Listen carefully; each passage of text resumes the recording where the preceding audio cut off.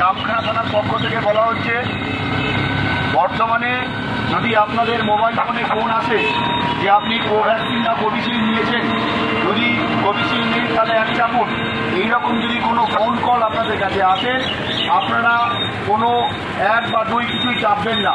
যদি আপনারা 1 বা 2 যাই হোক চাপুন, তাহলে কিন্তু আপনাদের যে অ্যাকাউন্টের সঙ্গে ওই মোবাইল নাম্বারটা লিঙ্ক আছে, তাহলে কিন্তু আপনাদের অ্যাকাউন্ট থেকে টাকা ডেবিট হয়ে যাবে, অর্থাৎ কেটে যাবে।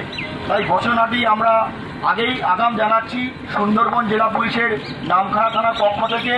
যদি আপনাদের মোবাইল ফোনে ফোন এসে ফোন করে বলে যে আপনি কোভিশিল্ড না কোভ্যাক্সিন নিয়েছেন, কোভিশিল্ড নিলে 1 চাপুন, এইরকম যদি কোনো ফোন কল আপনাদের কাছে আসে, কখনোই 1 চাপবেন না বা 2 চাপবেন না, সাথে সাথেই ফোনটাকে ডিসকানেক্ট করে দেবেন।